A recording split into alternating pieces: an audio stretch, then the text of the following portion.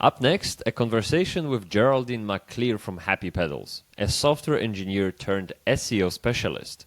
We dive into common misconceptions, image hygiene, optimizing for niche markets, and much more. Insights every website owner can benefit from. If you are wondering how to increase traffic, this discussion is for you. Enjoy. Geraldine, thank you so much for joining. I think the great starting point for this conversation, before we dive into the meat and potato of SEO for early and growth stage startups, is if you could tell us more about your journey from software engineering to SEO. I'm very, very much interested in what drew you in, what kicked off this transition, and what have you learned on the way? Sure. Well, thanks so much for having me, Thomas. I'm really happy to be here. I left software engineering in 2021. I retired from that career after, let's just say, a long time working as a software engineer. I took some time off and had the chance to volunteer for my favorite charity, which is related to elephant conservation. Some of the work they asked me to do was copy editing and also to do writing social media posts. So I found out that what I was doing was something called copywriting, which I hadn't heard about before. So I started learning more about that, and I heard people talking about this thing called SEO, which I also hadn't heard about before, and started learning about that. And I found it really interesting. I think it's a fascinating field, learning about all you can do on a website to give it a better chance of ranking in search results. So I've done several courses related to that and looked at many websites. And I guess the more I worked in it, the more interesting I found it. So I've continued doing that. I do some work with conservation organizations, and I also do paid client work. So that's how I got into the field of SEO. What's unique about you is that you have this software engineering background. And Right. I feel like people that get into the field of SEO, they start off as some kind of marketers, or they might be already copywriters, or they sort of got themselves into that first. But you have software engineering background, which means you are surely tech savvy. You understand code, you understand the technical aspect, which is surely the same side of the coin. And I can relate to that because I am a software engineer myself, and I find it interesting that when people come to me with ideas for marketing, SEO, PPC, anything like it, I can immediately sense, I guess, constraints, red flags, opportunities, because I almost think in code. And so I believe I bring that kind of unique perspective to the table, which some people appreciate. So I was interested to learn from you how being a software engineer shapes your approach to SEO. And to be honest, the reason why I'm asking this question is primarily because in your LinkedIn bio it says SEO for nerds, and it's very, very nice. I never seen that before. And I believe there's reason you wrote that down. So could you elaborate on that a bit? Yeah, one of the first things I did in my journey was take a course on the basics of website design. So learning the fundamentals of HTML and CSS. And I like having that foundation. So I'm very happy to look at the actual source code of a website to have a better understanding of it. So I think the technical side of SEO doesn't scare me. If there's an issue that needs to be fixed, I'm quite happy to poke around and do some research to find out more about the underlying cause. And I guess the SEO for nerds, I'm targeting myself to some extent to high-tech clients because I do copywriting as well as SEO. And I know that I can have conversations with people with engineering backgrounds and usually understand what they're talking about fairly well. And then I'm reasonably good at translating that into words that people without the technical background would have a better time understanding. So engineers sometimes write with a lot of jargon, and that needs to be replaced with more clear language for most clients. I think we all have this curse of knowledge to an extent. And when we talk to people, we don't realize how we come across, and sometimes the message might be blurry for that reason. And I think websites are such a multi-layered beings, let's say, that they are essentially a blend of design, development, and marketing. And if you break down marketing into SEO, PPC, demand gen, and all of that, that's even more complicated. Yeah. It has this innate complexity to it. And being a sort of a nerd and having that understanding of the technical aspects of the website and all that comes with it, being able to translate that to people who are not so tech savvy is definitely a valuable skill, and it helps you to see problems which come unnoticed to other people. It's a good segue to look into what SEO actually is.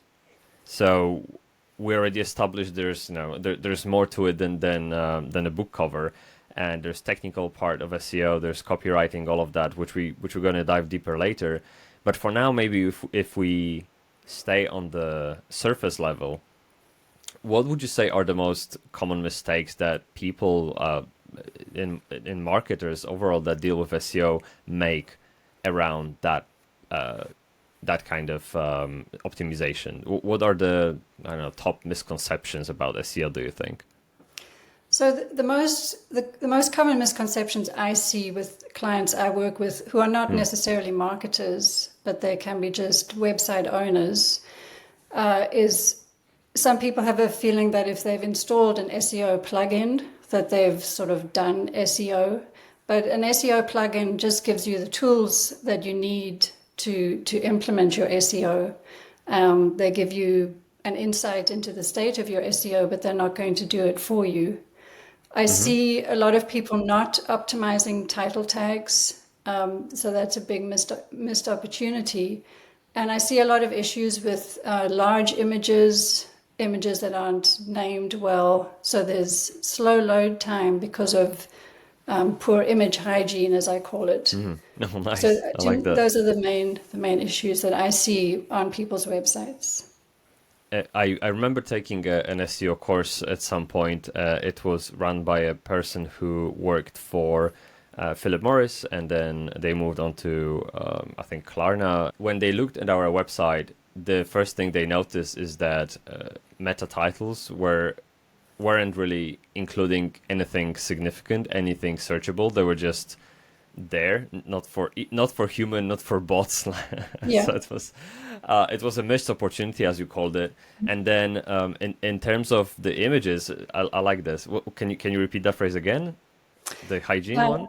Poor image hygiene. Poor image so there's hygiene. certain guidelines. Every time you upload an image to your website, you should just be doing these things by default, and that's not always the case. I know I recently had a client. We had a conversation about making sure you set the dimensions of your image to the smallest that's needed, and you compress your image before you upload it. And a few weeks later, I saw they'd uploaded an image which was 8 megabytes in size.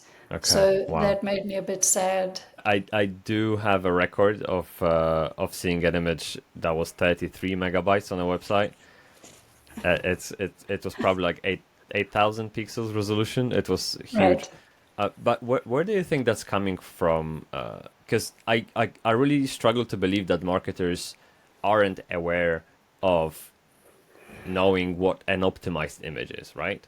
And they probably understand the content performance. They know what Google page speed insights are. They saw those numbers, and they know bad image quality or large images, they impact that score. So I'm thinking, isn't there? So maybe it's too difficult to do it. As in, there isn't any tool that can just do it all for you. What do you think? Why is that? Why do people miss that opportunity to optimize images? I think it's too easy to load images to websites. Like, Oh, I see. when Okay. working with WordPress, You know, you can drag and drop anything into your media library, and there's not going to be any indication that, hey, this is a really big image. So I think people are in a hurry. They want to get content done. It's just too easy to forget unless you have some sort of procedure or checklist in place. Like, this is how to write a blog post. You must do these things. Could you take me through the process that you follow to optimize an image? So there's two steps. One is make sure the dimensions are correct. So I know if I'm working on a WordPress blog and there's a place, or it's more likely a page, there's a place where you can load an image, it's probably going to advise you this image must be at least this by this in pixels. So that's the sort of dimensions you're looking at. So if you have an image that has much bigger dimensions in pixels, you need to resize it. So that's step one. And then put it through a compressor. And my favorite online free tool is tinypng.com, which can compress PNGs and JPEGs. And that usually compresses it by, it reduces it to about 25% of the original size. So then you've resized, you've compressed, then upload it to WordPress or whatever your content management system is. I mean, you might have a plugin that you're using to compress images once they're uploaded, but why rely on that when it's just so easy to do it ahead of time? And then, of course, you should also rename your image to be focused on keywords for that page before you upload it as well. It's very interesting. I one thing, or maybe two things, I would add to that to expand on a point. Retina images. One, all the Apple devices, they have Retina screens and they use images which are twice the resolution. So if you have a container on a page that is 800 pixels wide, the image should be 1600 pixel wide, because Retina shows it basically has double the density of pixels on the screen, so it will show the image that you need essentially at the end. That's one. And the second one is I think choosing the right format for the image is also important. You don't always need the alpha channel, the transparency channel. So unless you have that transparency channel, I would always opt in for JPEG because it's just a lighter and there's a lossless compression to that format. And I think if you use Geraldine's tips and my tips together, you're gonna have a nice and lightweight page every time. So that's definitely a way to go. Would you agree? I don't know much about Retina. The guidance I've heard about PNG and JPEG is one is better for pictures and one is better for graphics. I think PNG was for graphics, but I'm not 100% sure of that. So we've learned about images, about the misconceptions. Could you tell us what SEO can't do for you? So SEO, you can never guarantee that you're going to reach page one, for example. If you're targeting keywords that big companies are also targeting, even if you work really hard on all your meta tags and your content, if you're going for keywords that are just unattainable, then SEO is going to look like it's not working. So you need to have realistic expectations in terms of what you're targeting. And you also need to bear in mind that SEO doesn't fix things overnight. It takes time for the work that you do to show any results. So typically about 3 months. It can be longer if you're in a really competitive niche. But I guess those are the things I would say what it cannot do for you. I made some notes and I can't find them now. I think SEO is definitely a long-term game. And I am by nature an impatient person. And I tried SEO. I tried to rush SEO many times, and I failed every time. So take it from me, from my experience, SEO is a long-term game, and it doesn't necessarily mean you can't adjust your strategy. You can't change the way you do things, but every time you make a change, you have to wait to see the result of that change. It's almost you know, when you fly a plane, I mean, I've never flown a plane, but I know how they work, and that's where the analogy is coming from. So if you fly a plane and you need to correct the course, 1 degree change will result in hundreds of miles off the course later, a few hours later, because that is just pure math. And I think SEO is very much similar to this in a sense that if you make one keyword change today, you can only tell if it was the right decision 3 months later. That's how I look at SEO. So don't. I would add on top of what you said that don't look for SEO. Don't look at SEO for quick wins. It's a great investment, Yeah, right? there But can it be some takes quick time. wins. So Mm-hmm. I wouldn't rule out quick wins, Okay. but don't expect that you're going to see all of your results in the short term. So you might see some quick changes, but the bulk of the impact is going to take time to have an effect. If you're looking for really quick effects, you might want to spend money on something like Google Ads. And Mm-hmm. then also you would want to be learning from the data you get from your ads to feed that into what keywords you're using for your SEO in the longer term. SEO works very well if there is another channel in parallel working there as well. So SEO and PPC are probably the most common parallels that support each other. But speaking of, I guess, quick wins and then maybe settings that you can apply to your website, where do we let's go through the process. How do we even start? And I know from our previous call before we connected, you are a huge fan of niche keywords, and I guess we all have to find them if we want to compete. Going for too generic keywords, just gonna, as you said earlier, you won't ever rank for the first place and probably not even the first page. If you, let's say for me, if I ranked my website for web design, well, there are chances I'm never gonna get that because it's already dominated by big boys like HubSpot Yeah. or Hotjar and whatever. So speaking of niche keywords, can you just tell us a bit about the concept, what the niche keyword is, and maybe where do we draw the line? Like, what's too niche, if it makes sense? Okay. So what you're talking about is called a long tail keyword in Mm-hmm. SEO.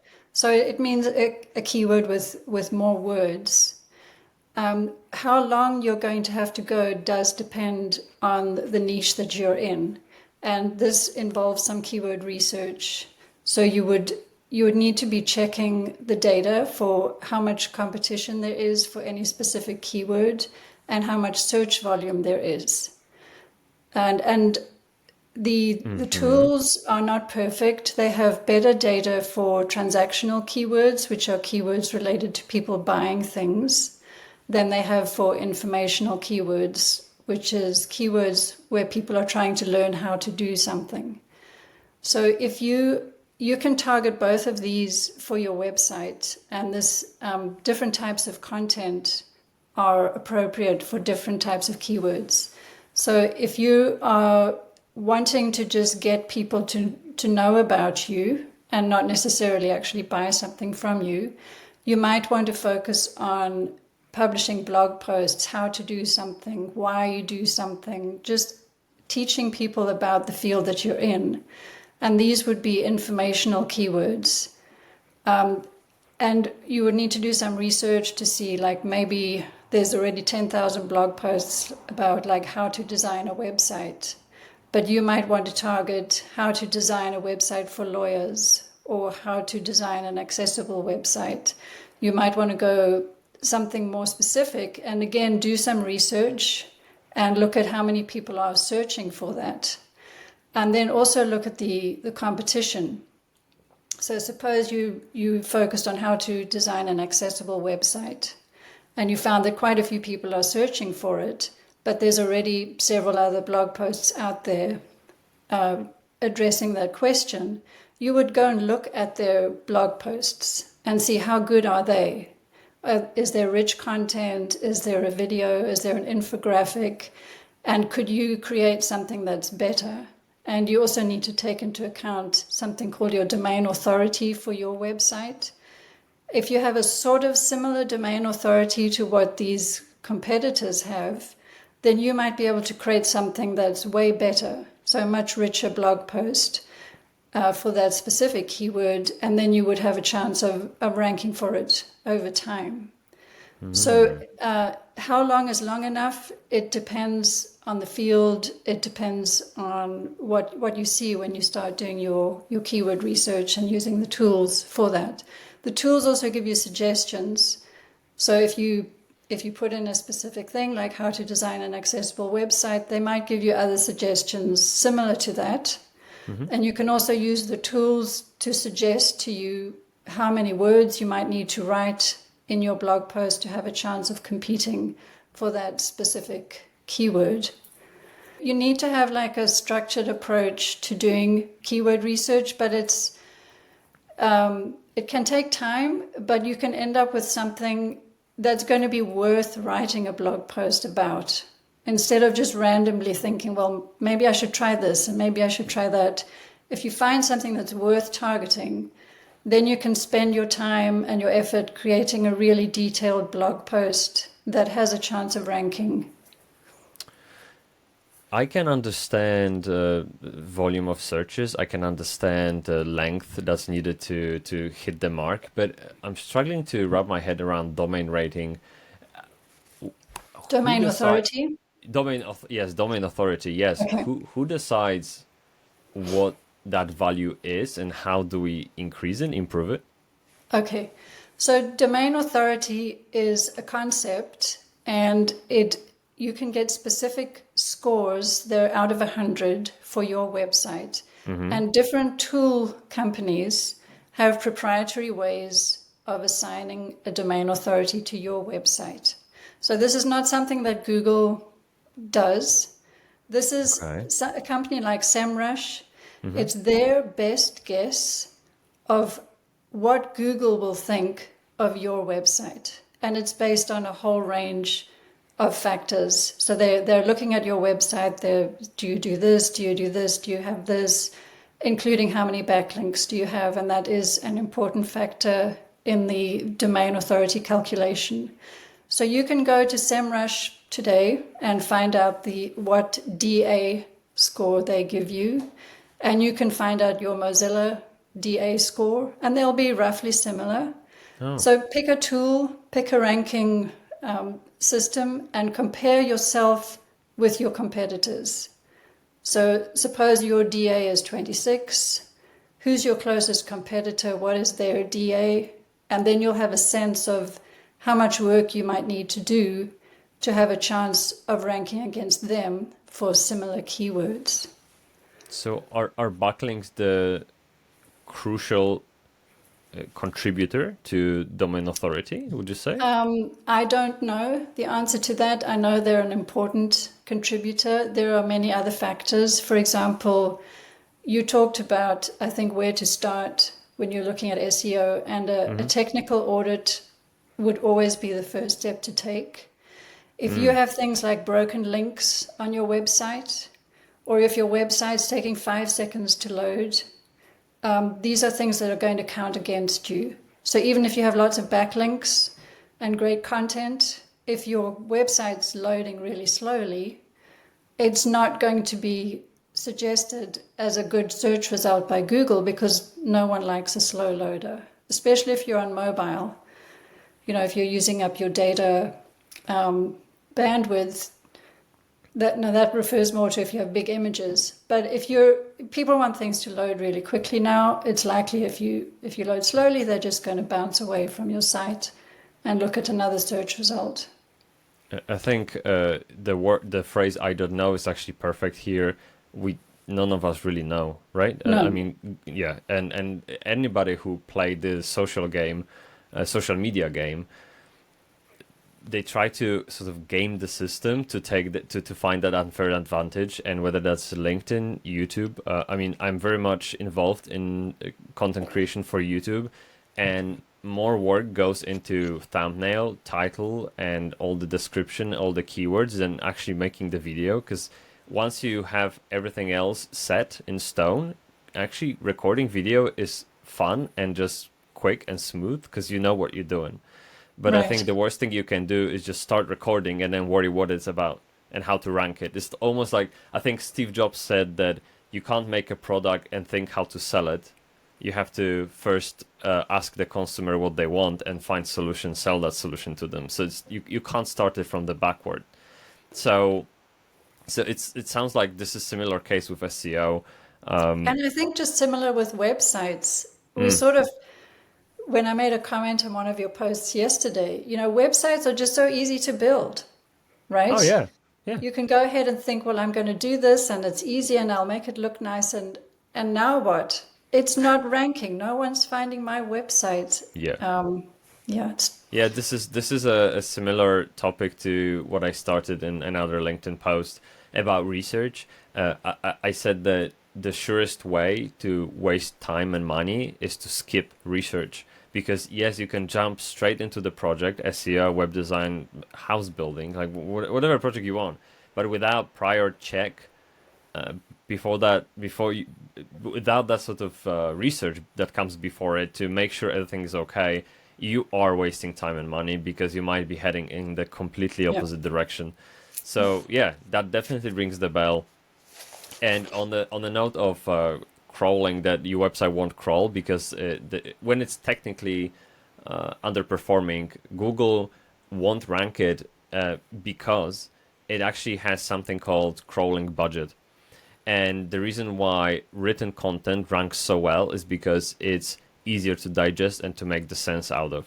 And every time a crawling spider from Google or bot visits your website, it has a devoted time to make sense out of your website, and whether it manages or not, it's on you. So you have to serve the information in the best way possible so that bot can understand swiftly what you are about. And uploading heavy images which block the text rendering, having videos in the background in the hero section, it all slows down and works against you. It doesn't add any value whatsoever. You could argue that Google can interpret like visual assets. Sure, it can, but it's way more expensive resource wise than actually reading a text. It's so easy to read text and make sense out of it. And second point, which is very nerdy. I'm sorry to nerd out on you, but this is what I do. There's a concept called shell apps, and shell app is basically an application written in let's say not Gatsby, sorry, like pure React, for example. Any kind of front end based frameworks, they do shell apps. Apart from maybe a couple of them like Next.js and Gatsby. When you build a website as a shell app and you visit it and right click, go to inspect element, there will be almost no HTML. There will be just the HTML, head, body. Body will be empty, and then there will be closing tags. And it's called shelled because everything gets loaded in the user's browser. That's why they actually see the website. So there's a script that injects the website into your browser window, but not in the source code of the website. And what it means for you is that when a crawling bot visits your website, there's nothing to read. So there's nothing to rank you against. Like it just sees blank page. And Right. yes, Google can execute JavaScript, no problem at all. Fine. But again, it's effort. It takes time, resources. So if you hand it over to them on the plate, they'll be far happier than if they had to run JS to actually see anything on the screen themselves. So just a side note to that. Okay. Yeah. I'm not familiar with shell apps, but I just wanted to mention about crawl budget. Mm-hmm. What I see on some websites is just huge number of pages. So I think often websites grow sort of organically. They can become old. You get new staff joining the company. They just keep adding pages. And you end up with this huge bloated That's thing, true. That's true. which can also be an issue with crawl budget. Yeah. And for crawling, you want to make it as easy as you can for Google to, or any bots to understand your site. So having a sensible navigation structure, and structure of your pages is also a good idea, just to make it easy for humans and Google to be able to navigate around your site. I can totally relate to that. We do we call them cleaning cycles once a year. There will be like 6 to 8 weeks towards the end of the year where things calm down, where we actually trim down the fat. It's crazy how easy those things get out of control. Someone comes in, installs a plugin because there is short-term need, and it just is left there to collect dust. Yeah. Someone comes up with a, I don't know, series of blog posts, which maybe then are relevant, but then, a couple of quarters into the year, you change the direction, and all of a sudden those become obsolete, and they only create the noise. So you have to keep it clean all the time. Keep it on point. Website is an ever living organism. Is a tool, so you need to keep it sharp all the time. I would say it's just first summary for that point. Would you say? I would say if you're going to be deleting pages, you first want to check how much traffic they're getting. So if those pages have started ranking in search results for any particular phrases, if you decide you're going to delete the pages, you want to set up a 301 redirect first, because you don't want to lose out on that, on the history that you've built for that page. And also consider combining blog posts. I see a lot of really short blog posts with thin content, and you have a better chance of ranking well if you have a more detailed, longer blog post which really dives into a specific subject. So if you can combine some of the text from short blog posts into a longer, more detailed post, and again set up 301 redirects from anything that you delete before creating this big combined thing. If you're using WordPress and you have Yoast SEO or Rank Math, they detect when you put a post into a bin, and then they create that redirect for you as well. Obviously, that redirect just goes to generic homepage or blog index page, so you definitely want to tweak that, but you can be assured that the user will never hit 404. But yeah, there's like semi-automatic process, let's say. And speaking of all the keywords, I am again I experimented a lot, and I felt myself with having too long of a keyword, because we mentioned just earlier that we want to discuss what's too niche maybe. And I remember vividly when we tried to rank our agency for web design, London agency for B2B SaaS that uses WordPress, and that's already a book of itself. And it's just too many slices, too many verticals to a single phrase, that no matter how hard you try, you won't find traffic, you won't find traction. So you have to chase that sweet spot when it's not too generic, but it's not too detailed. But I know from our previous conversation that you have you said to me about the fact that the new keywords are being created every day. So if people are creating new keywords every day, and obviously marketers work hard to sometimes create a category of its own for their product, something completely new people never heard of. How do you approach positioning a keyword like this in Google and making sure people find it? Okay, so I'm first going to give you that quote I said I would look for. It was a tweet from Google in February 2022. They said 15% of all Google searches have never been searched before. Wow. So that's crazy. So if you're creating something brand new, I would say you need to focus on something like social media to build awareness of that phrase. People are not going to search for it unless they've heard about it. So you're going to have to build awareness of that outside of your website, as well as focusing on it on your website, and maybe creating content similar to it, or content that deals with keywords related to it, so that if someone searches for something that's related, and you have a blog post about that, and then you have an internal link to this new thing that you've created. So find other ways for people to find your website and then direct them to this new thing that you sort of are introducing to the world. So you're almost like one foot into the new, but 1 foot into the old. Like you try to sort of bridge that gap. Is that? Am I understanding it right?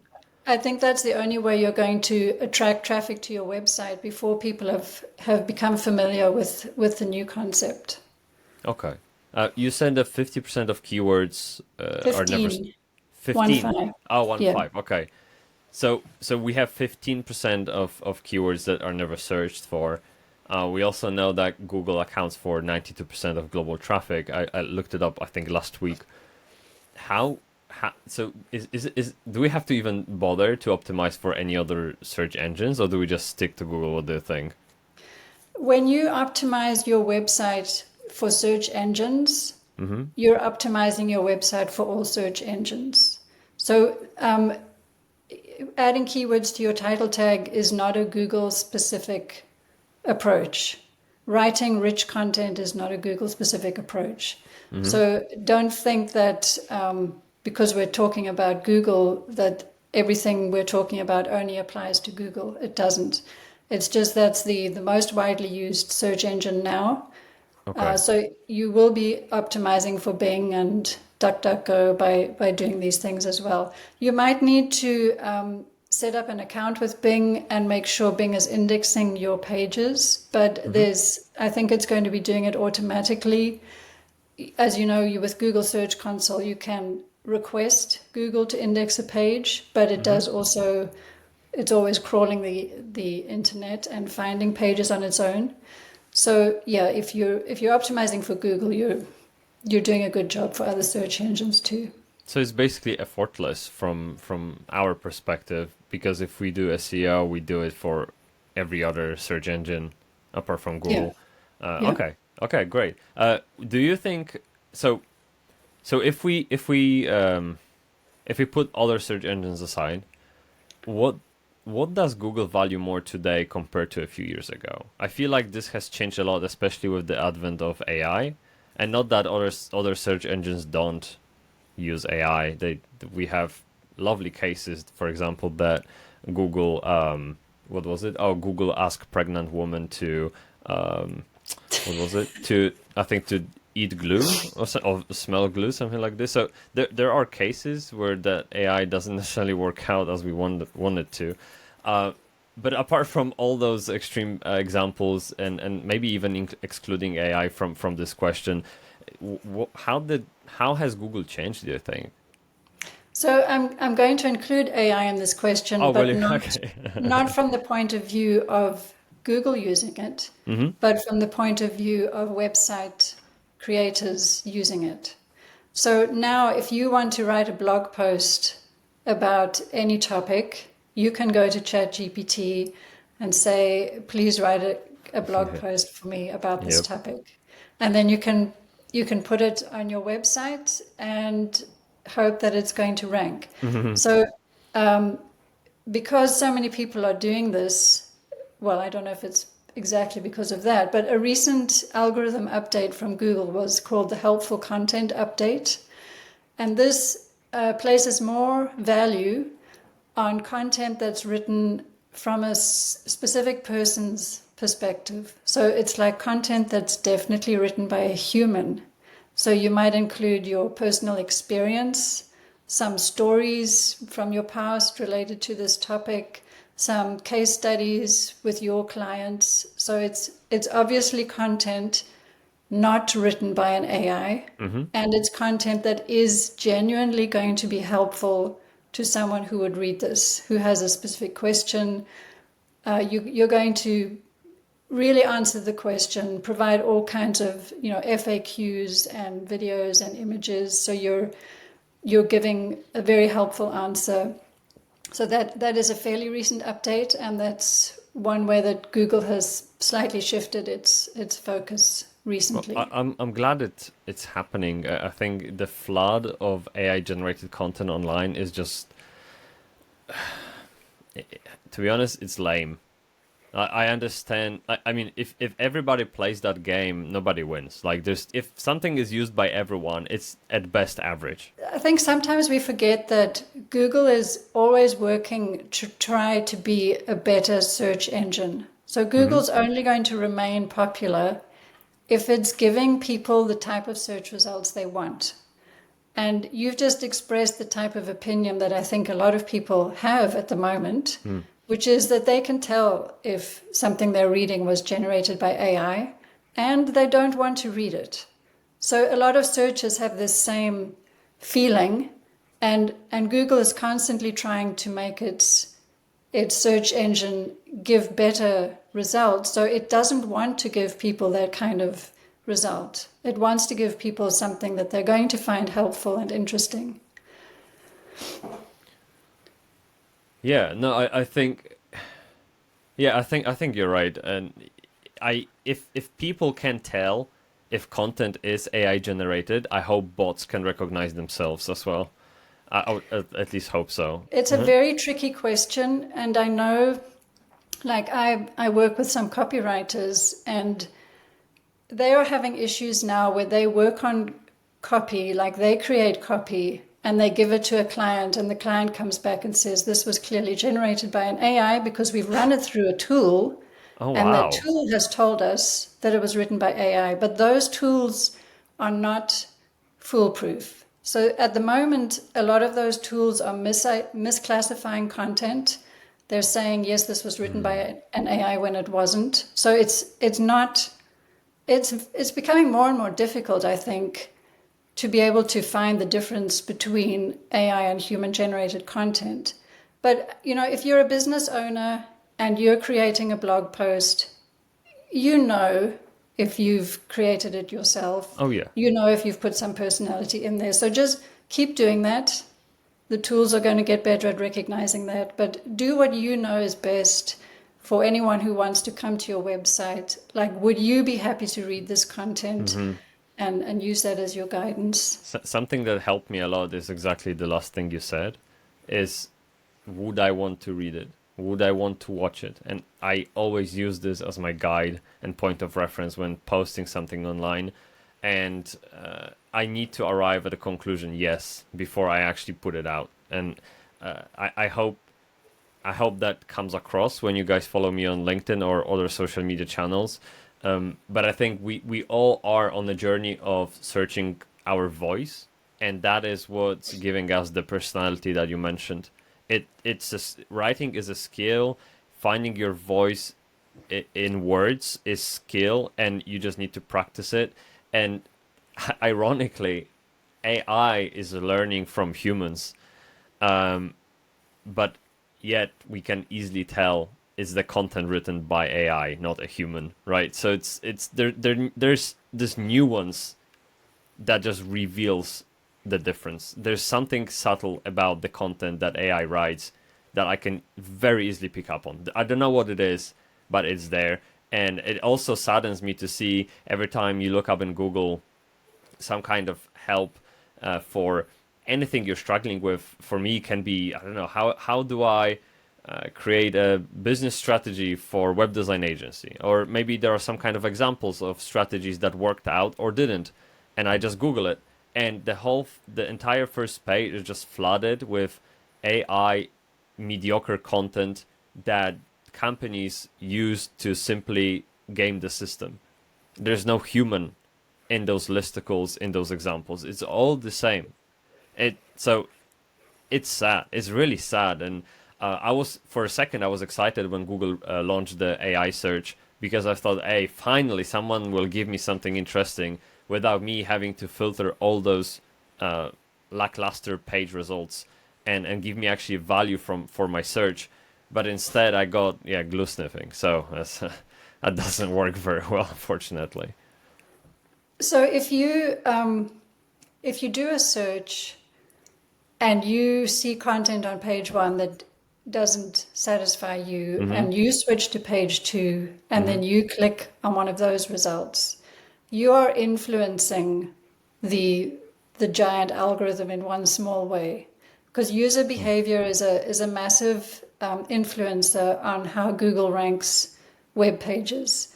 So if enough people are unhappy with what they're seeing on page one is going to change. Especially if you're using Chrome, we know that Google pays a lot of attention and gets a lot of data from the Chrome browser. So over time, yes, people might change how the type of results that are shown. But also, you mentioned before these lists that it seems you don't like lists. But from a copywriting perspective, I know that a lot of people love lists. So oftentimes you will want to write a heading that's an H1 heading that is a list, like 9 ways to do this or 7 unexpected ways to do that. They do tend to get more traffic than just how to do this or a blog post about this. So lists are popular, even if you don't like them. It's not that I don't like them, it's just that most of them that I find on the first page are not satisfying. They're not deep enough for me to find the answer that I'm looking for. I like to read and digest the content, and listicles are a great way to do so. It's just pam, pam, pam, pam, done, done, done, right? Point after point, quickly, bite-sized information, which I appreciate. But when it's done in a bad way, it just comes across as a bad content. So maybe this could lead us to the idea of bouncing away from a page. So we talked about user behavior influencing Google. If you have content on your page that doesn't answer the question someone asked, like the keyword that they entered into the browser, and they come to your page and spend like 2 seconds and then bounce away, and then look at another result, that's sometimes called pogoing. So that's a bad signal for your website. It means people are looking at your website, deciding it's not good, and going to another website. And that can, over time, influence your rankings. So if you're doing that with people's websites, you will be slowly affecting their rankings, because basically you're sending a signal that this search result that was displayed on page 1 is not answering the question you asked. It's not good enough, and you're going to look somewhere else. I like that. It goes to show that Google supposedly is for people, not for bots. And it welcomes well-written content instead of, like, high-quality content is the leading factor for ranking. I'm not sure it's the leading factor, but it is an important factor. I can't help to think that we keep dancing this fine line here, right? There's always some... I don't want to call it trickery, because it takes away from the effort that it takes to write something good or create something good. But we want the content to be personal. We want the content to be high quality, to actually deliver value to the reader. We asking the reader to invest their time and read the thing is the time they are never getting back. So we want to provide them with value so they leave happy and they remember our brand, maybe our blog. But at the same time, at the back of your head, as you create content, you keep thinking about the game you're playing, right? I post a lot on LinkedIn, so I keep going back to LinkedIn, but I think there is a parallel here. When I write on LinkedIn, I try to write as I speak. I sometimes butcher grammar, and sometimes I go for more slang or casual words. I don't always write professional because I don't always speak professional. I'm very, very casual in most conversations. So I try to come across as that on LinkedIn. But there's always this kind of game of, okay, what's the hook? And if they don't click, they won't read. And if I don't get clicks, algorithm is going to put me down on the list. And no matter how hard I would like to be just myself and express myself how I am, I need to be playing that game, otherwise people won't read it. So we can't forget about all the rules, all the systems that we exist in, like keyword optimization or backlinks and all the mumbo jumbo around SEO. How effective is keyword optimization in the age of that semantic search, of that user-generated content, how do we find that line to not overdo it? So I am more than happy to write a blog post right now about something related to website, web design, etc. But I know I need to do it a certain way. Otherwise, I'm literally wasting my time. Yeah. So what would you say to me? How do I even look at it so I stay sane throughout the process and I don't feel bad about anything? I would say to stay sane, you need to embrace keyword research. I do. And it's I'll give you an example from Okay. something I was working on recently. I was Mm-hmm. optimizing a blog post for a conservation organization. Mm-hmm. And this blog post was about the birth of a spider monkey in the wild. Mm-hmm. Okay. So previously the title tag focused on spider monkey birth. And I found that there's not many people searching for monkey birth or anything related to the birth of Okay. monkeys. But there's a lot of people searching for baby spider monkey. Okay. Monthly Oh. search volume for baby spider monkey was 1,900. Monthly search volume for spider monkey baby was 720. So now you've talked about semantics. I mean, that's just a word order change. Yeah. But if word order change can have more impact the longer the string of words is. If it's just 2 words, like London lawyer or lawyer Mm-hmm. London, that's probably going to have very similar search volume. But as the string of words gets longer and you start playing with the word order, you might see more difference in the search volume. So now we're changing the title tag to be more focused on baby spider monkey and the H1 heading. And I mean, we're still talking about witnessing the birth of a baby spider monkey, but because we've changed the focus of the title, we expect to get more traffic to this page. So I think that's just being smart. It's not gaming the system. It's just making sure that we are focusing on what people are actually searching for when they use the search engines. Okay. So what you're saying is that when I get an idea to write about something, I still should check with the tools if it's viable in any shape or form before I actually start writing. No matter how hard I want to write about it, if I want people to find it, I need to do some research first anyway. Well, I think there's if you're really passionate about something and it's not something anyone is searching for, maybe you should go ahead and write it and try to drive traffic to that page in other ways. For Mm-hmm. example, you can use internal linking. So if you have a page that's getting a lot of traffic, you could have a link at the bottom of that saying, if you're interested in this, you might also be interested in that. Or from your homepage, you can say, here's my latest blog post. It's super interesting. You really need to read it, and have a link to your brand new thing. So there are other ways of driving traffic apart from being found, apart from having that specific page Mm-hmm. found in a search engine. So look at what pages are getting high traffic now and consider adding internal linking to them. And I assume these pages can't be unrelated. They need to be somehow related, right? Before I link Oh, them that together. depends. Like, hey, are you looking for something totally different? How about checking out this thing? Ah, It's up to you how you phrase it on your page to make it sound interesting. okay. Oh, that's convenient, actually. Yeah, that sounds good. And you mentioned interlinking, and I think we can move to the next part of this conversation, which was SEO types.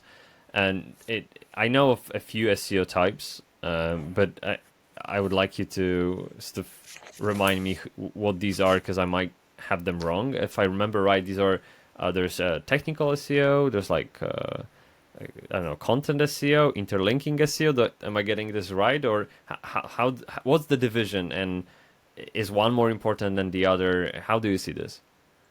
So the way it's normally divided is into 3. The first one Mm-hmm. is technical SEO. The second is on-page optimization, and the third is off-page optimization. So the first one, it's number 1 for a reason. You always need to take care of your technical SEO first.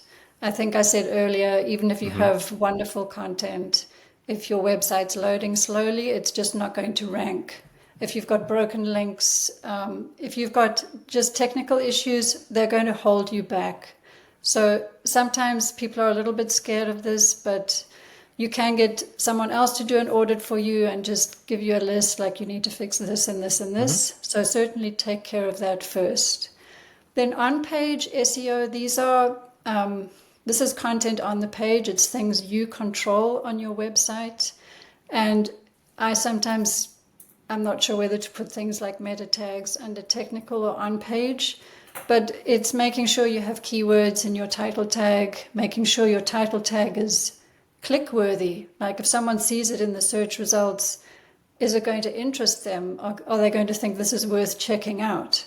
It's your meta description, it's your H1 headings, it's how you lay your content out on the page. Is it easy to read? Do you have white space? Do you have bullet points? Do you have big text and subheadings? It's your images. We've talked about, are they well named? Are they well sized? Sort of falls under technical. So these are things that you can control on your website, and internal linking is certainly one of those. So I've heard it described, you want your website to be like a little bird's nest.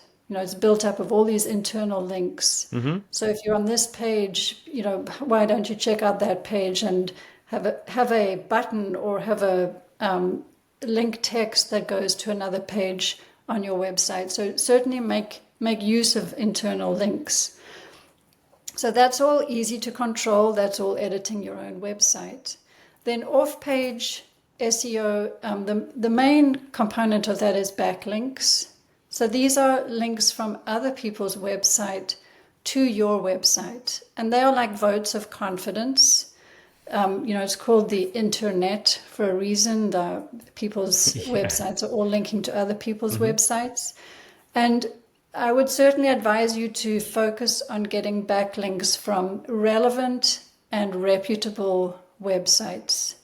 So there's a lot of opportunity to buy backlinks.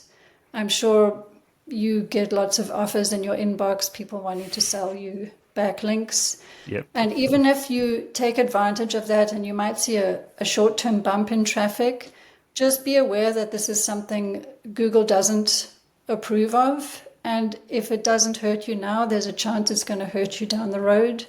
So make sure you're focusing on taking the time and the effort, and it does take time and effort to get backlinks from reputable websites. And off-page SEO, there's also an element of how well you're promoting yourself on social media. Are you talking to people in your community? There are other ways people can hear about your website, and you need to be paying attention to those. So those are the three areas of SEO. Okay. So technical SEO is the most important one. And it's most important, and do it first. Yeah, it's the foundation it's like gums for your teeth. It's just important to have done right. Okay. It's important to have them healthy. Okay. And then we have on page, which you control and does the content, meta settings, etc. And off page is essentially what it says on the tin. It's outside of your website. It's everything linking into the website, social media, other websites, and whatnot. So I feel like technical is probably one that people need developers the most because it's technical. I think there might be surely a reason why websites like Wix.com and Squarespace, etc., are so popular for startups and Webflow as well. It's because they take care of all the technical aspect for you.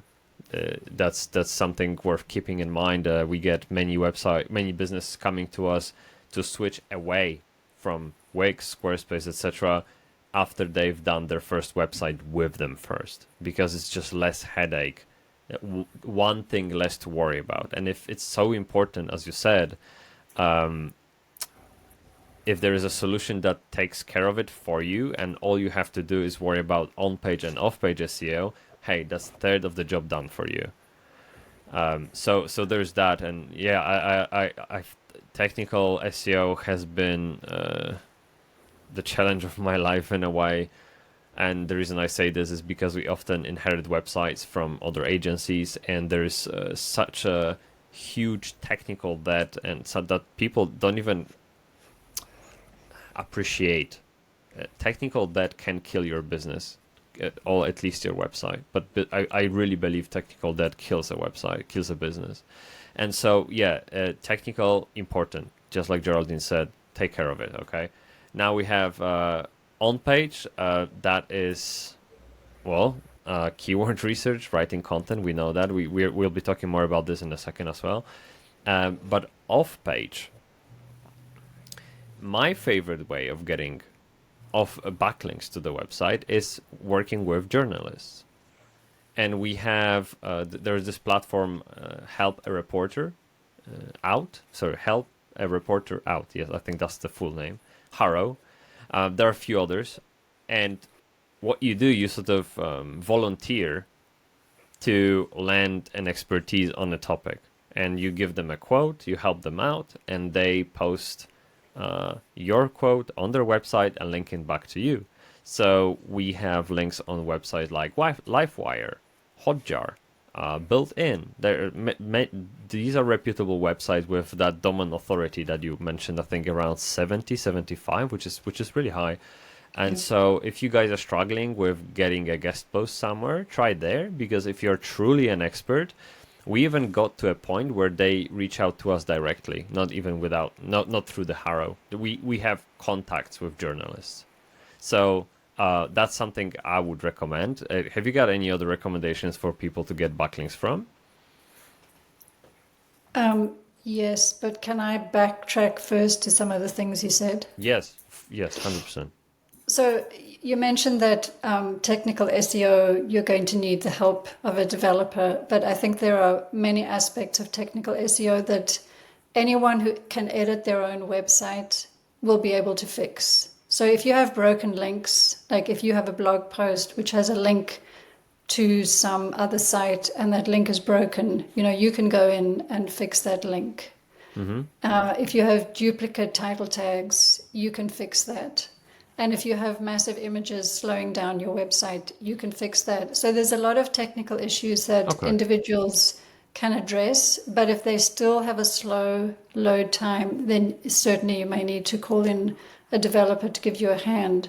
Mm-hmm. And then also you mentioned that content management systems take care of technical issues for you, but I think no one's going to take care of you if you upload a big image or if you create a bad link. So you do need to take care of a lot of your own technical stuff.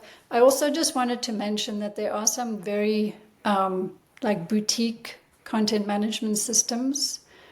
Like one might be totally focused on realtors. And if you build your website with us, we'll set up everything for you. We make it really easy, and that's great. But if that small CMS maybe goes out of business or their pricing gets to be something you don't like, it can be hard to switch away from those kind of platforms to something more easily supported and open source like WordPress. So, think carefully before choosing to go with a very niche content management system. Help a reporter out. I looked into that a couple of months ago, and it seemed to me that it was no longer operational. So maybe I need to look at that again, because I think it's a great resource if you can get in touch with journalists. Yeah. As I said, there are also a couple of others. So if you search on the internet for just a ranking of those, a list of those, you'll find some more reputable sort of directories with journalists, and you can connect with them for a radio interview, for a podcast episode, anything like it. So yeah, please do take advantage of that. It's a great way.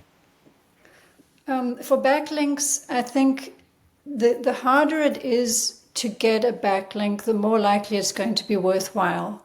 So if you find free directories where it's free to post a link to your site, it's probably not going to be very valuable at all. But there are some paid directories and some local directories. Like if you're a local business, you might have a local chamber of commerce or a networking group for business owners in your area, and they might have backlinks available. So check those out. I think you mentioned things like Yelp and Hot Frog. They are also reasonably reputable directories. And then you can do a certain type of Google search. I forget the exact format, but you can search for the phrase like "write for us" on websites. That's So you a good can run tip. a Google search using the advanced formatting and look for the specific phrase "write for us." And then you might find websites that are looking for people to write for their blogs, and then you could do a guest post. But you need to be pay attention to how you do your pitch to write a guest post and have something useful to say. So you can do some research on how to pitch for doing guest posts, but that's a good approach for getting backlinks. We established that part of off-page SEO are social media Yeah. links. How do you feel about recycling content? Do you think it hurts the Google ranking of the original piece at all, or should we wait some time before recycling? Like, how do you feel about it? So there's two ways you can recycle content. One is to republish the entire, let's say we're talking about a blog post. Okay. You can republish the entire blog post somewhere else, for example, on LinkedIn. Or you can take your blog post and break it up into smaller chunks. So like each paragraph could be a standalone social media post. If you republish the whole blog post on LinkedIn, then you're going to have what's called duplicate content. So Google will find that there's this piece of content and it's appearing in two places. It's on LinkedIn and it's on your website. Now, LinkedIn has a much higher domain authority than you're probably ever going to get. Yeah. So probably if someone searches for a phrase and your blog post addresses that phrase, it's going to appear in search results, but it's the LinkedIn post that's going to appear first. But what you can do is maybe just publish part of your blog post on LinkedIn and at the end say the full article appears on my website and give a link. Or you can publish the whole thing and say the original, this post originally appeared on my website, just so that people will learn about your website and might go there to find other blog posts if they think that you write something useful. I wonder if canonical URLs play any part in this. So I think you would need to put the canonical URL like on the LinkedIn post, and I'm not sure if this is something you can do. I've heard someone doing this, I think on Substack, but again, don't quote me on this, that Sure. they were able to put a canonical URL in the Substack post saying the original is their website. So I'm not able to give a definitive answer on that, but it's worth looking into. Yeah, okay.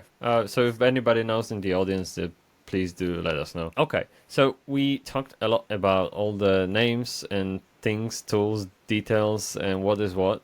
I want to know, what's your method of optimizing an existing website? Could you take me through the process from the first hello to the last invoice? Like, how does it work? Okay. So some clients want just one page optimized, and some clients want the whole website. So I need to talk to them about their goals. It's also good to understand what their target market is and what people might be searching for if I'm doing keyword research. So I have packages with and without keyword research. It's a good idea to check any baseline stats for a website or a web page using Google Analytics, or if that's not set up, then using a tool like SEMrush. And then the first step I always recommend, even if I'm doing just one page on their website, is a technical audit of the whole site. And we've talked about why that's important. Yes. So the on-page audit, I'm flagging issues which are problems, and I'm also listing opportunities, so things that could be fixed. I'll be looking at how are they including keywords. Do they have title tags which appear to have been optimized for keywords? Or do they have title tags like home and the business name, which is not an optimized title tag? Are there headings focused on keywords? Are they listing benefits? Is the content well laid out? It's also important to check the mobile phone performance. Google is a mobile first search engine, so it is going to be looking at how your website behaves on a mobile platform. That's all it checks. And I'll be looking at the navigation. Is it easy to get around the website for humans and robots? Is it simple? Is it intuitive? I look at things also from a copywriting perspective. So do they have calls to action? Are they clear, easy to read? And is the content rich enough? So if there's keyword research included, then I'm going to be looking at the competition as well to see how the keywords that the page is focused on are comparing with what the competition is doing. So that's sort of a long topic to get into.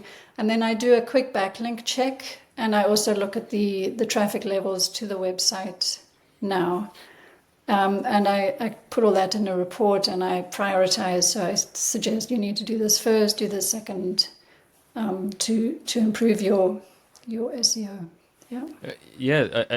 I think the power lies in that prioritization, because it's so easy to just dump issues on a person, but then having them laid down in a chronological order from the most impactful fixes to the nice haves later on the line is definitely helpful. And it also probably you want to invest money where things will make the greatest return on investment, and probably those top priorities, as you said, technical issues will probably make the most sense from economical perspective, right? So yeah, that makes sense. And do you work with other let's say maybe partners to drive that home? And the reason I'm asking is when you kept explaining what you look at, I can't really. I mean, there's so many things involved in such an audit. You even said navigation, and to me, navigation already screams user experience design. Or when you say if things are laid out in a order that makes sense, to me that is messaging testing, and that is whole different domain of user research. There's copywriting that you mentioned. There's so many things involved. And, speaking of website being complicated, you got an example. So have you got anyone else to help you with those aspects, or do you usually handle that yourself? I'm not working with anyone at the moment. One thing I've started doing is talking to fractional marketing companies.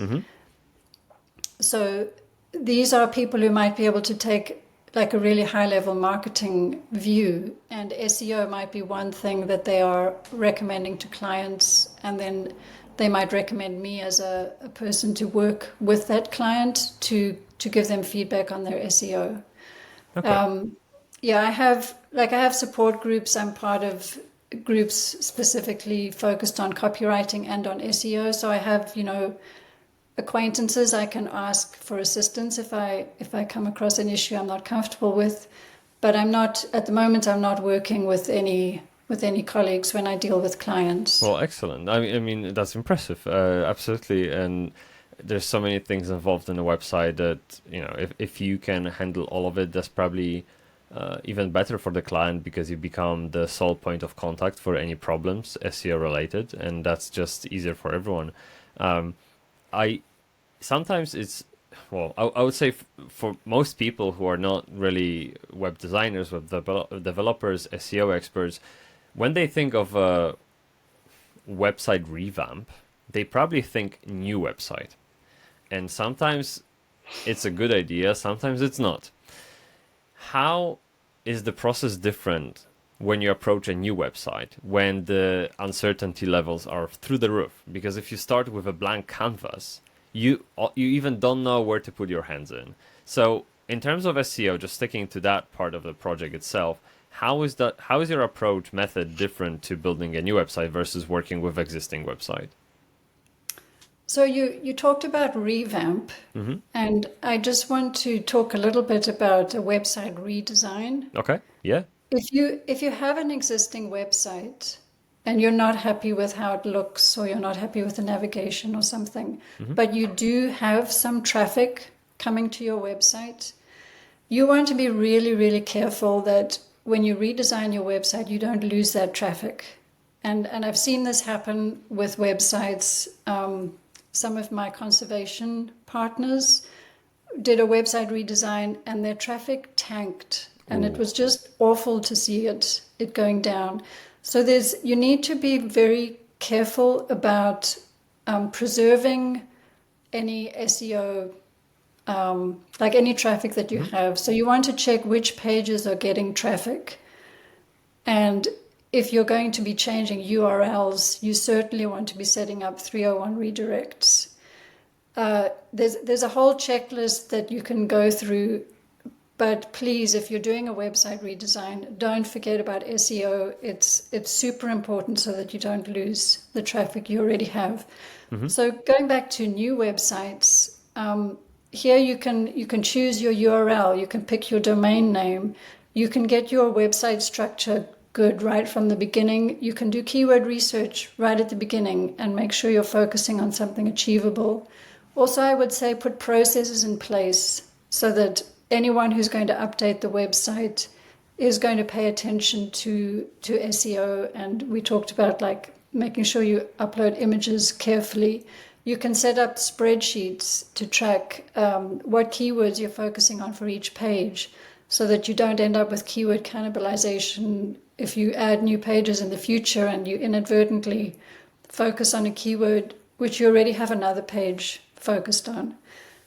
Also, I would say consider creating fewer high-quality pages as an overall long-term goal rather than just adding more and more pages to this new website. You said keyword cannibalization. Could you elaborate on that a bit? What is it? Yes. So if you have a web page focused on a specific keyword, like I'm going to use the example, conservation gifts. So these are gifts focused on people who care about conservation. And you have created a page for that 4 years ago. And then this year you've got some updated gifts and you create a new page all about conservation gifts, but you leave the old page up and they're both targeting that same keyword. That means when Google presents search results, if someone searched for that, they've got two of your web pages that are targeting that same thing. So how do they choose which one to deliver, or do they deliver both but on the second page? So you rather want to have one page that's focused on one keyword. You never want to have two pages going after the same keyword because you're competing with yourself to be presented in search results. Okay. How close is too close in Well, terms of suppose similarity? you had exactly the same title tag, which I've seen, that would be a big no-no. Can I give you an example, maybe? Yeah. I know that Google sees design and development as the same things. These are synonyms. So if you search for web design, you're going to see web development keywords and vice versa. Is this already cannibalization if I had landing page for web development and landing page for web design? Or is it not really? Because when someone searches exactly for web development landing page will show up first over web design, even though they are similar from the Google's dictionary perspective. How do you know that Google sees them as similar? When you search for web design or web development, or actually, wait, strike that. If you search for anything in Google, it will bold keywords that match your query. So if you search for web development, you will see all those results and meta descriptions for every result. And sometimes there will be design, sometimes there will be development that's bolded. So I would think that means these are the matches that Google thinks are correct for my query? So what I would suggest you do is open up an incognito window or a private search window, Okay. which removes a lot of search personalization history from the results you're going to see. And open one tab where you search for web design, and then open a second tab where you search for web development. And I would be very surprised if you saw exactly the same search results for each of those. Okay. You probably got me here. Yeah, I have no defense. I think I've searched. I experimented with it in just my logged in default browser, so there might be some kind of influence from that fact here. And if you want to make it super obvious that your 2 pages are targeted at different things, then on your web design page, I would be using words like web designer or when designing a website, or here are some design tools you can use for a website. And then on the development page, I would be talking about HTML or words more closely related with development to make it super clear that they're very different targets. So those extra words provide context. Yes, I mean, we need to give Google clues. Yeah, okay, that makes sense. We said the word tool probably 100 times already. Should we actually name some tools that are good Yes. for beginning the journey with SEO? Yeah. So you asked me about this beforehand, and I've focused on tools which are all free. Okay, Because perfect. I think, Wow, we love especially free. if you're just dipping your toe into the SEO pond, you want to start with free. So I would say make sure you've set up Google Analytics 4 and Google Search Console for your own website. And it's a good idea to train yourself a little bit in these tools, and there is free Google training, just so Okay. that you're getting more value out of them. And Google Search Console will tell you what search phrases people are using to reach your page. So that's useful information for keywords. For doing technical SEO, one of my favorite tools is called Screaming Frog. And it's something you have to install on your PC. You don't run it in a browser. And that will do a technical review of your website, up to 500 pages for free. And it will tell you things like if you have broken links, if you have duplicate title tags. There's several issues that it will flag. And you might have a little bit of trouble interpreting the results, but there's also some help available inside Screaming Frog. There's a speed test tool called Pingdom, pingdom.com. So that's a browser tool, and you need to set up a free account, and that will tell you how quickly your website is loading. So you want to be under 3 seconds for a load, and you want your page size to be less than 1.5 megabytes. So it gives you both of those stats, and it also flags issues that it finds. Then you can set up a free account on semrush.com, SEMRUSH, and that will give you an indication of the traffic to your website, the organic search traffic, and also the paid search traffic if you have that set up. Then for doing keyword research, I would start playing with Google's Keyword Planner. So this is a tool that they created to use if you're setting up Google ad campaigns, but there's a keyword research element in there, and that's fun to play with if you've never tried keyword research before. I have explained more about how to use it. I have a blog post called The Ultimate Guide to Keywords for Small Business, and that steps through how to use some of the tools and also just some basics on how to do your own keyword research. So that's my list of tools. I didn't know SEMrush had a free account. That's very helpful. And I think Screaming Frog, is it the one that can build out like this tree diagram? It can create a sitemap for you. Yeah, it's very okay. So I use Scream Frog too. Hey, if I can be cheeky, I will sneak one extra into the list. And this is you can call me silly for doing it, but what I do, I go to google.com and I type in my phrase that I want to rank for, but I never hit enter. So Right. what I'm letting the Google to do is to autocomplete the phrase for Yeah, me with the most that's relevant great. Yeah. phrases.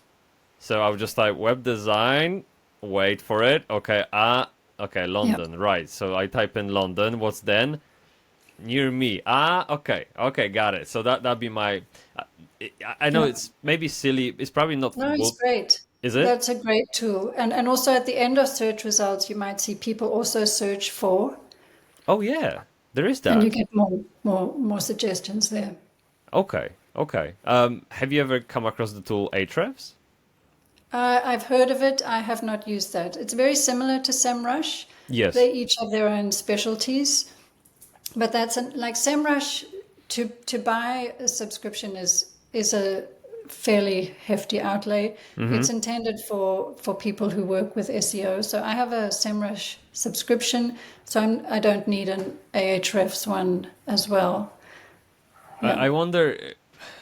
Well, there's no a definitive answer here, and I'm not looking for you to give me one for sure, but just sort of in an abstract way, I'm thinking about those tools yielding different results. So Google Search Console will tell you X, Ahrefs Yeah. Y, and SEMrush Z, right? And how Yeah. you need to find that common denominator to optimize for.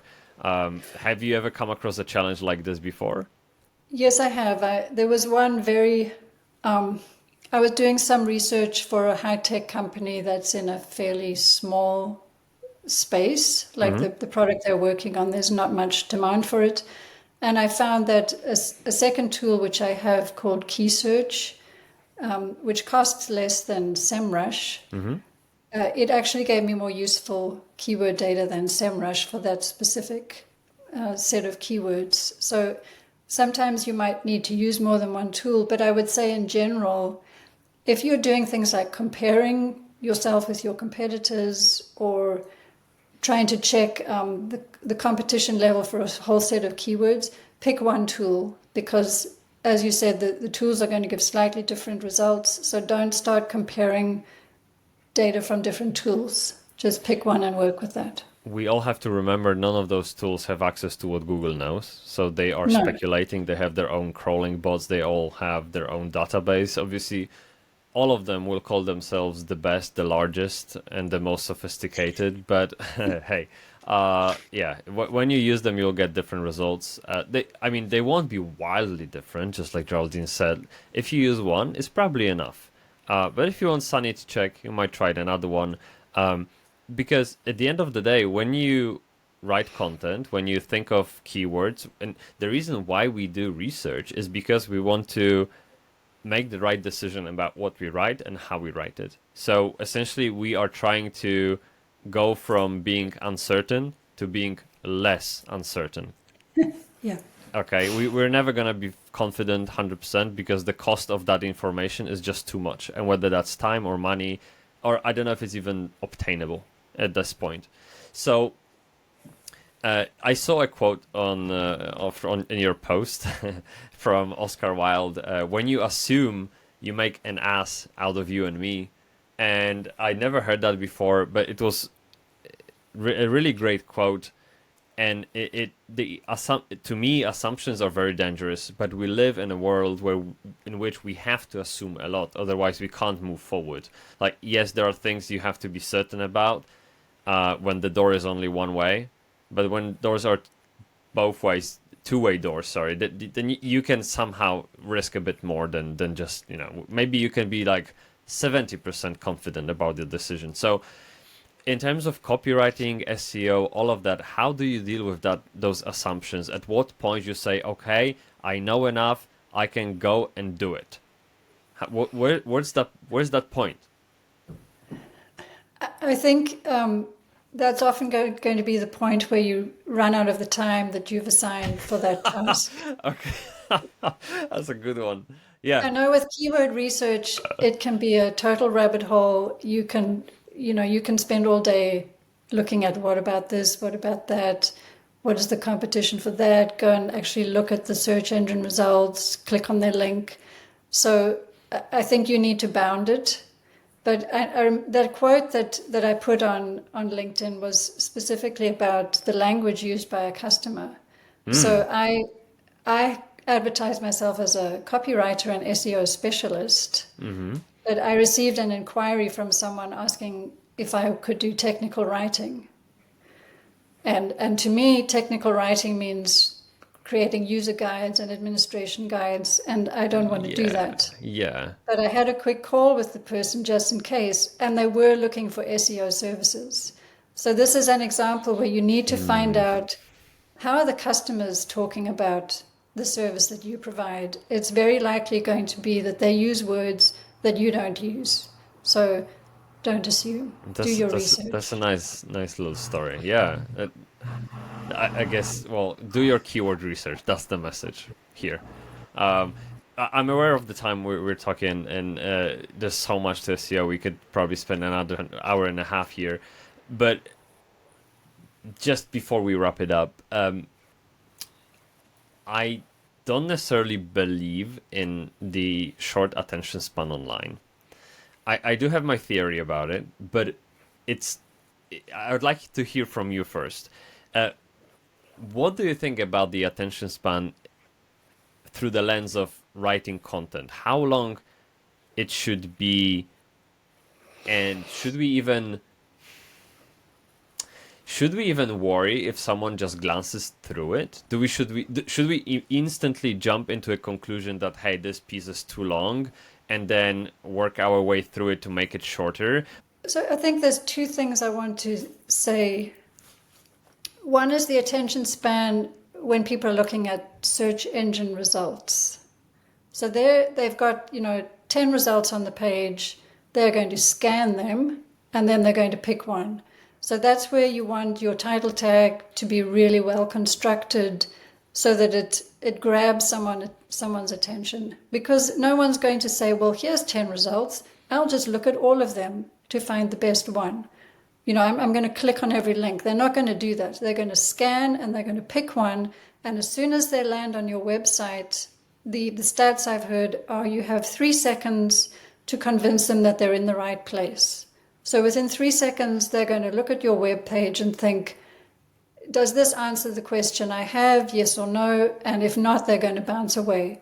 So you need to be aware of that when you're creating title tags, writing your headings, deciding what to put right at the top of any web page.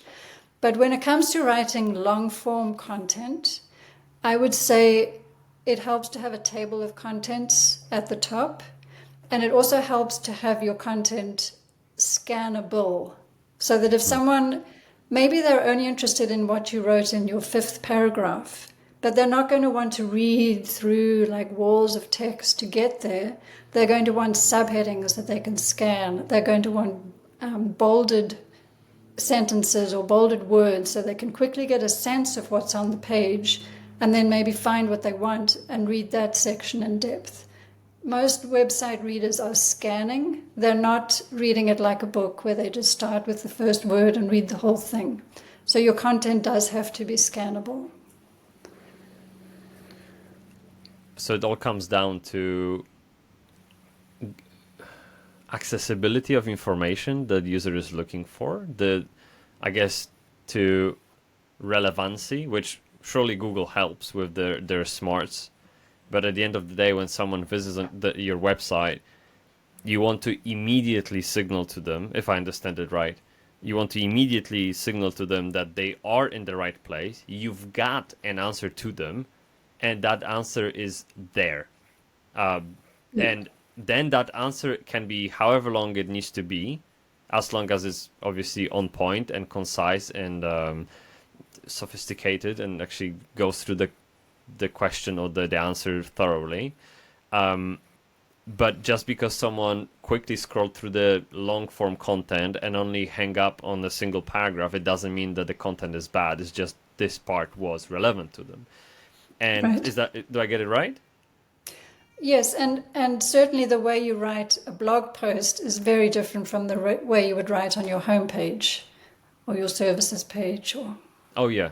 Okay, I can imagine that. Homepage, and I think a couple of other pages are more on the commercial side, whereas blog is on the informational side and more educative content that goes there. Yeah, that makes sense. I do believe that if you find a content that's relevant to you, you will read it. It's to me, I mean, the bits that you described, that is the first 3 seconds, which is the title, the excerpt, and then the content itself, the table of content. To me, that reminds me of a book, just normal book. And when you go to a bookstore, you choose books the same way. You first look at the covers, colors, maybe those titles on the edge of it. You pick it up, the one that you like, and you give it like a quick skim if you like the tone of voice and whatever. And you maybe find a chapter that you are actually very curious about and see if that just intrigues you a bit, so you can buy it and actually follow up fully. To me, that resembles the experience online, so-called skeuomorphism. So yeah, that's why I'm kind of skeptical about attention span when it comes to giving person a full-blown content. As long as it's relevant, it can be 100 pages and they're gonna read it if they think this helps them, if there's value in that content. Yeah, I wouldn't make it 100 pages. I would break that up somehow, but I get your point. Yeah, no, that's probably a better idea. Yeah. Look, okay, I think that sums things up. I want people to leave this conversation with some solid takeaways. And could you? So most people watching us are probably early stage startups or growth stage startups, or just small business, medium sized business. It doesn't have to be startup. What are the first steps someone should take right now to improve their SEO? Imagine there's a Bob watching us. They have a website. It's underperforming. What does Bob do?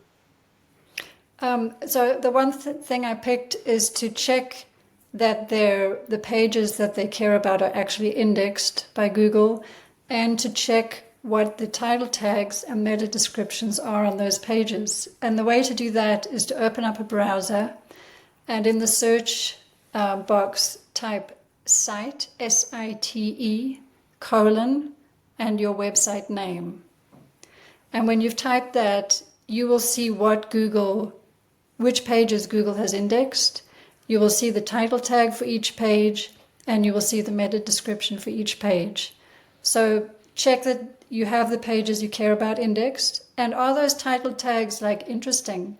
Does it have something like London lawyers affordable free consultation? It's like, oh, I can get a free consultation. Or does it just say London lawyers, Bob and Joe, and that's it? Or even worse, home. Oh, London yeah, that's my lawyers, favorite. Yeah, when it. homepage says home, yes. Stating the obvious. Yeah. And the meta description needs to be like a one-sentence best sales pitch you've ever written, so that people are likely to click through to your web page. So I would say that's a great place to start. Just see what your current status is. I will quickly follow up on that. How do you approach optimizing pages like About Us or the team or case studies? Like, do you even bother? Yes. Oh, really? Yeah. So you might want to say meet the team behind London's fastest growing web design agency. Okay. And doesn't that And then then conflict with the homepage, which also be an agency optimized? It depends. I mean, Okay. we'd have to talk about what to focus your about page on versus your homepage. Okay.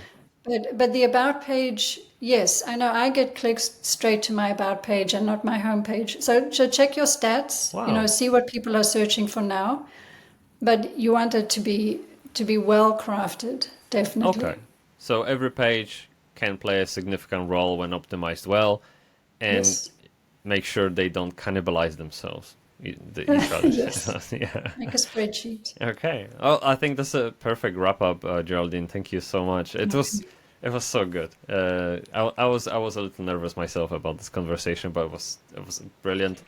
Thank you very much for answering all my questions. And where can people find out more about you, and if they wanted to work with you, how to reach you? What's the best way? So the best way is to find me on my website. It's my business name, Happy Pedals, PEDALS.ca, because I'm crazy about bicycles. I have a newsletter sign up on my homepage, so I send out SEO and copywriting tips once a month.